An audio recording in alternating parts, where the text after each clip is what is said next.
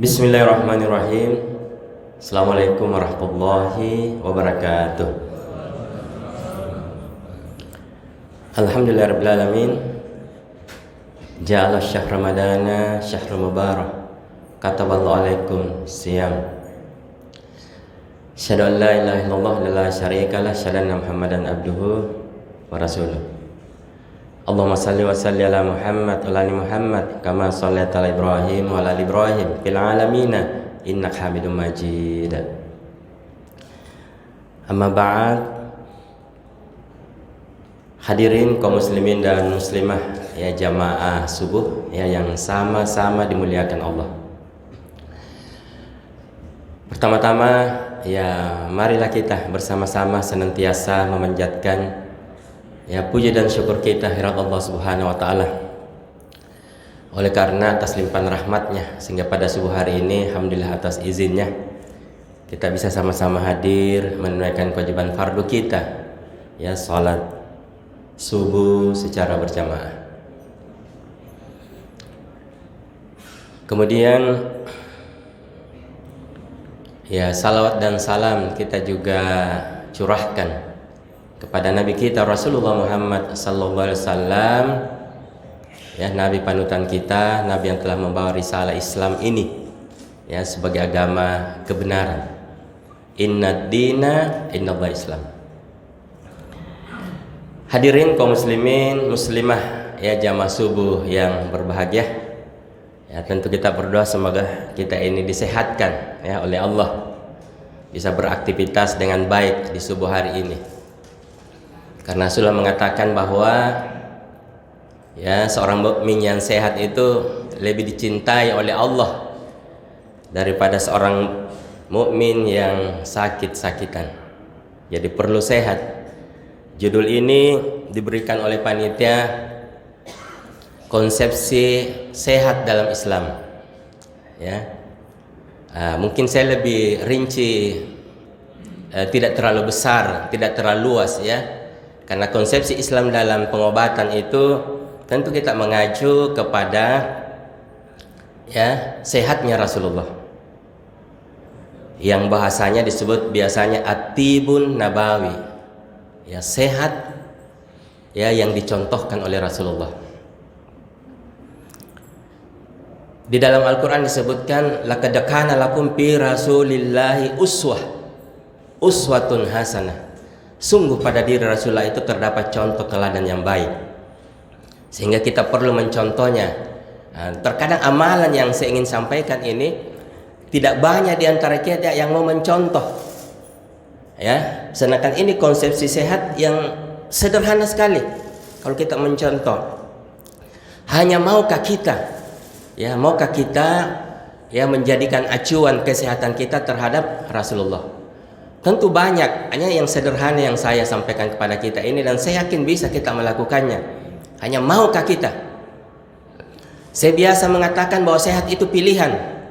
Pilih, kita yang memilih. Kalau kita pilih sehat, tentu kita mau menjalankan apa yang dicontohkan oleh Rasulullah. Hadirin kaum muslimin jamaah subuh yang sama berbahagia, Rasulullah ini adalah manusia yang paling sehat yang pernah ada di permukaan bumi ini ya, manusia yang paling sehat, sehingga kita perlu mencontoh.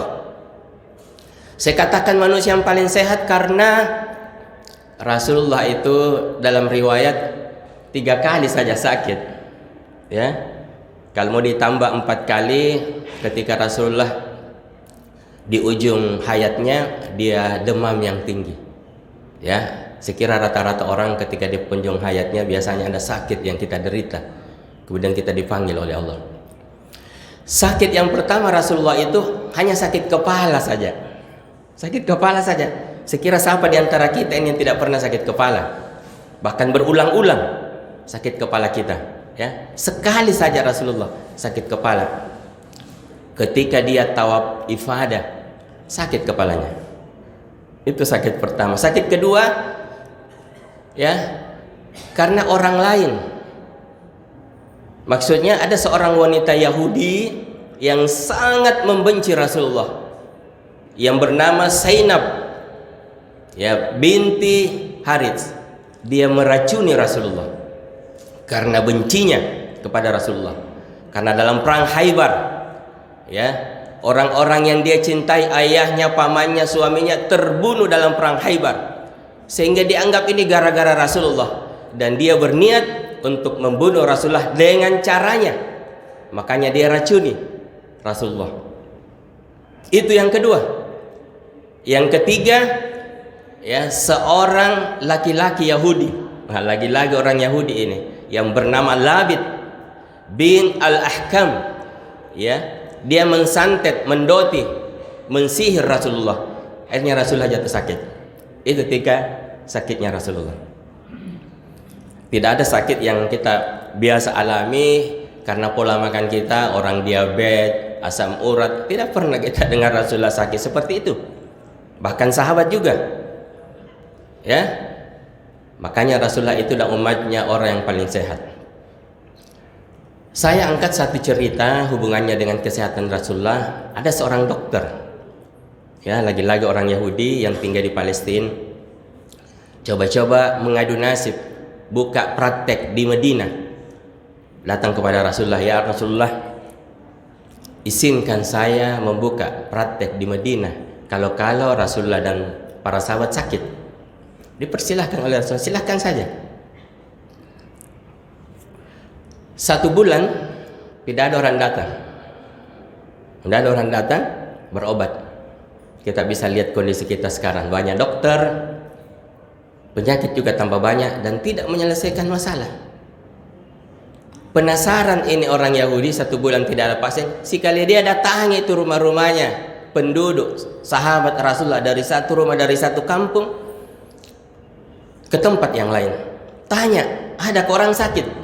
Tidak ada yang dapat orang sakit. Akhirnya penasaran, dia pergi menghadap kepada Rasulullah. Ya Rasulullah, ya Muhammad, wah ini umatmu tidak ada yang sakit. Mungkin ada apa rahasianya? Nah, ini konsepnya.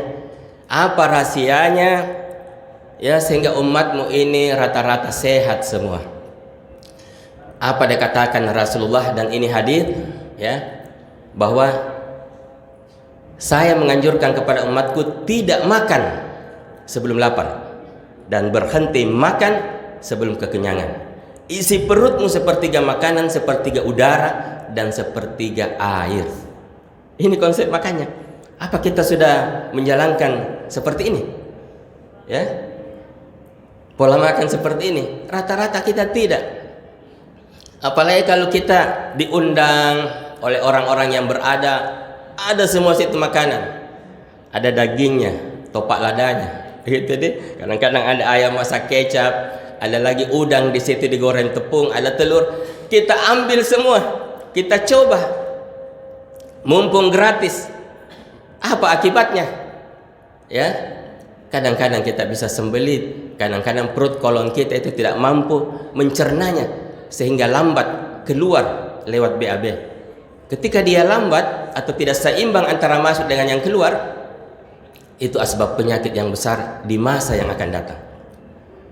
Makanya orang Yahudi ini, oh begini ya Rasulullah, pantasan saya sudah datangi beberapa kota, ternyata kota Madinah ini, ya, umatnya, masyarakatnya, rakyatnya yang paling sehat yang saya pernah lihat. Maka dia katakan, ya Rasul, izinkan saya pulang lagi di Palestina. Itu konsep. Coba kalau kita menjadikan amalan ini, ditahan-tahan sedikit itu makanan kita. Ketika kita lihat makanan, langsung menentukan, yang ini saya makan ini daging kambing saja. Karena Rasulullah konsep makan yang lainnya itu tidak mencampur adukan antara satu lauk dengan lauk yang lain.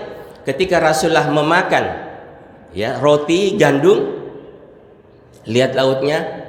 Kadang-kadang kalau memilih daging kibas, daging domba, cukup itu. Tidak memilih lagi daging onta atau daging sapi, atau menambah ikan. Tidak lagi. Rasulullah pilih satu, cukup satu saja. Ini juga konsepnya, tidak mencampur adukan, ya, antara satu jenis lauk dengan lauk yang lainnya. Dan itu jarang kita lakukan, ya, karena kita mau coba semua. Coba-coba kita terapkan ini, kita mendapatkan sehat yang luar biasa. Ya, ini dua konsep dari aspek makanan Rasulullah. Yang kedua adalah kebiasaan Rasulullah itu menyantap kurma 7 biji di pagi hari. Yang dalam riwayat disebutkan kurma ajwa. Ya, sebenarnya apa saja yang jelas kurma, ya. Tapi kebiasaan Rasulullah menyantap kurma ajwa 7 biji setiap pagi Rasulullah. Ternyata manfaatnya sangat besar. Ya, memperbaiki kita punya sistem pencernaan. Bagi orang yang GERD itu sangat bagus mengkonsumsi kurma di pagi hari. Kebiasaan Rasulullah lainnya kadang-kadang dia merendam, ya, 3 biji atau 5 biji atau 7 biji dengan hitungan ganjil, ya, direndam di malam hari, besok pagi diminum, yang disebut dengan air nabes. Itu kebiasaan Rasulullah untuk memperbaiki, untuk menambah, ya, enzim yang ada pada perutnya Rasulullah, karena dibutuhkan enzim membantu untuk cepat menghancurkan kotoran yang ada dalam perut kita sehingga dia keluar dengan lawas, dengan baik. Kenapa sampai Rasulullah menganjurkan kita juga dalam berpuasa itu ketika kita berbuka, dianjurkannya kita, disunnahkannya kita, ya, di awal kita berbuka memakan kurma 3 biji atau 5 dengan hitungan ganjil. Kenapa ganjil? Karena yang ganjil itu disenangi oleh Allah. Itu hitungan ganjil. Ternyata nutrisi yang dimiliki oleh kurma itu semua dibutuhkan bagi orang yang berpuasa. Ya, orang puasa membutuhkan air, membutuhkan gula, membutuhkan protein ketika dia berbuka, dan membutuhkan serat. Ternyata ada semua pada kurma.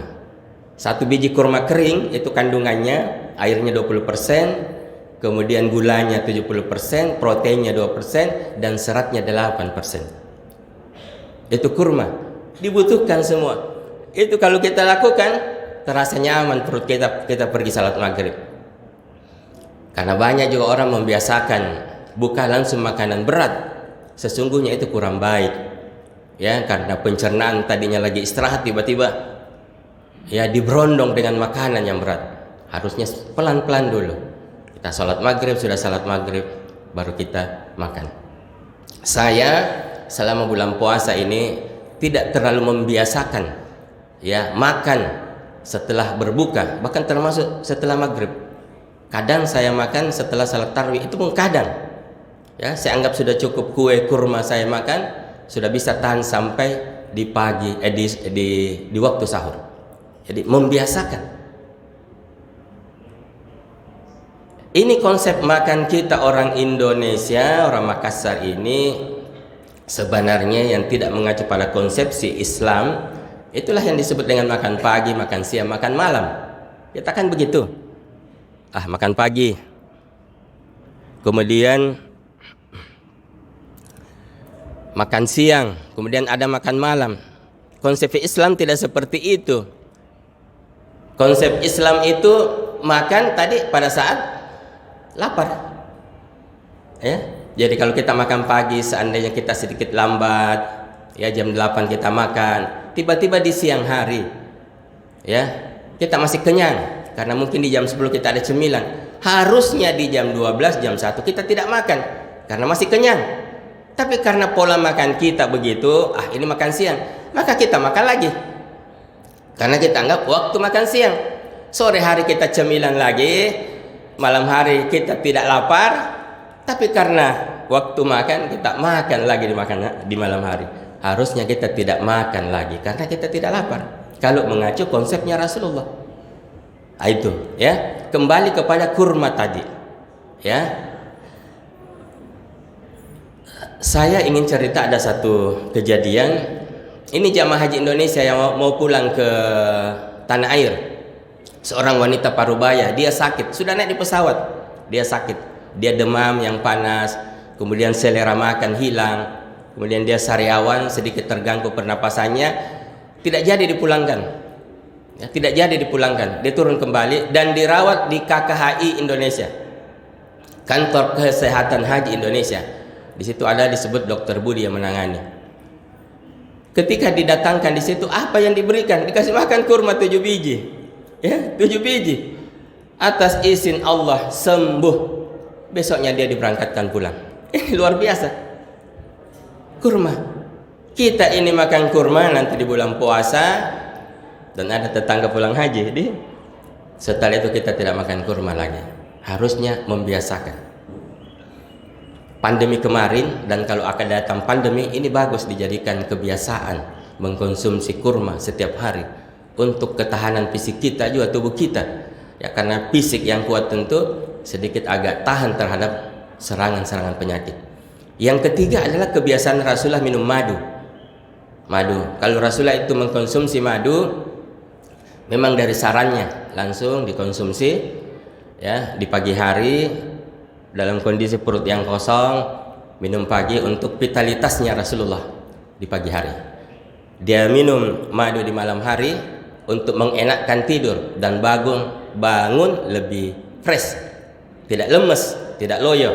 Itu kebiasaan Rasulullah minum madu. Dan ini madu sebenarnya konsepsi Islam dalam pengobatan yang saya sebut dengan konsep ilahiyah. Kenapa saya katakan konsep ilahiyah dalam pengobatan itu madu? Karena memang madu disebutkan dalam Al-Quran pada surah An-Nahl, surat Lebah, di ayat 68-69. Allah menyebutkan, wa auha rabbuka ilan nahli anittahidhi minal jibali buyutan summa kuli min kulli tamarati fasluki subula rabbiki dhulula yakhruju min butuniha syarabun muhtalifun alwanu fihi shifaa'un linnas inna fi dzalika laayatin liqaumin yatafakkarun. Ini 2 ayat. Di situ disebutkan Tuhan telah mewahyukan ya kepada lebah untuk membuat sarang-sarangnya di tebing-tebing gunung, ya, di pohon-pohon yang besar, di rumah-rumah yang dibuat oleh manusia. Dan itu yang kita lihat sumber madu di 3 tempat itu. Kemudian Allah memerintahkan kepada lebah itu untuk mencari makanannya sendiri dari pohon-pohon yang ada, dari buah-buahan yang ada. Ya, disuruh cari sendiri di sekitar itu. Ya, di buah-buahan, di pohon-pohon yang ada. Ya, sebagai sumber nektar ya bagi madu. Kemudian disebutkan pada perut lebah itu keluar cairan yang kita sebut dengan madu yang bermacam-macam warnanya. Ya, bermacam-macam warnanya. Jadi madu itu bermacam-macam warnanya. Ada hitam, ada merah, ada kuning, ada putih.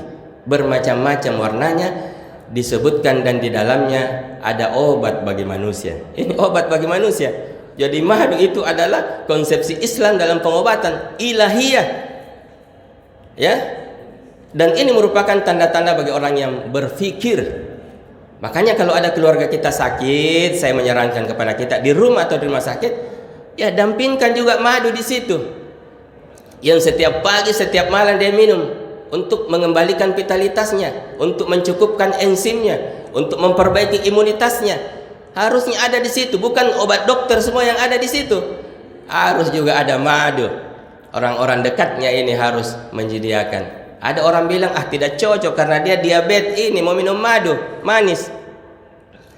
Iya, tidak cocok kalau madu manis. Ada madu yang pahit, hitam. Kasih itu penderita diabetes. Kalau dia penderita penyakit kuning, carikan madu yang kuning. Ya, kalau dia menderita penyakit yang berhubungan dengan darah, cari madu yang merah. Itu dikatakan tadi bermacam-macam warnanya. Ada maksudnya Allah yang tersirat dari madu itu. Itu juga menunjukkan penyakit yang dimaksud. Ya, sehingga kita minum sesuai dengan penyakit kita. Dan madu dan kurma tadi itu disarankan kita bagi orang yang baru lahir. Ya, ini ibu bukan hanya sekedar dipotongkan kambing saja, ditahnits. Ini amalan sunnah. Amalan sunnah ketika seorang anak baru lahir ditahnits. Kalau Rasulullah Hasan dan Husain dulu kurma dikulun-kulun oleh Rasulullah, kemudian diambil, dilengketkan di langit lakinya. Ya, bisa kurma, bisa madu. Ternyata ketika kita melakukan itu, anak-anak bayi ketika dia step, ya naik demamnya, itu relatif lebih tahan kalau diawali dengan madu dan kurma ketika dia ditahnis. Ini amalan sunnah. Ya, harusnya kita juga orang tua, kita neneknya, kalau ada anak kita, ada cucu kita lahir, diamalkan ini, karena Rasulullah mencontohkan seperti itu. Ya, ada lagi satu cerita tentang madu. Ada seorang sahabat datang menghadap kepada Rasulullah, "Ya Rasulullah, saya punya saudara itu sakit perut." Ya, Rasulullah mengatakan, "Minumkan madu." Minumkan madu, kata Rasulullah. Datangi lagi. Dia mesti sakit, "Ya Rasulullah." Minumkan madu. Datang ketiganya, dia katakan, "Tambah sakit ya Rasulullah, itu saudara saya." Rasulullah mengatakan, "Minumkan madu." Kenapa? Karena ya Rasulullah yakin bahwa ini ayat, ini Allah yang menyampaikan. Datang hari keempatnya, "Ya Rasulullah, saudara saya itu sudah sembuh." Nah, ini jadi jangan sekali makan tidak sembuh kita tinggalkan itu madu. Diulang-ulang. Mungkin dosis tidak cukup, ya mungkin hanya satu kali, barangkali diulang-ulang, karena kita yakin bahwa madu ini bisa menyembuhkan dengan ayat tadi. Ini luar biasa ya. Ya, saya kira ini ya masih banyak sebenarnya, hanya karena waktu yang diberikan ini 20 menit saja ya. Konsepsi pengobatan ada Al-Qur'an, ada sedekah, ada istighfar ya. Dan bagaimana cara Rasulullah mengenai penyakitnya itu belum sempat saya sampaikan pada hari ini karena waktu kita ya. Tapi paling tidak saya ingin pesankan kepada kita sebagai penutup, mari amalkan ini pola makan Rasulullah. Biasakan mengkonsumsi kurma, madu.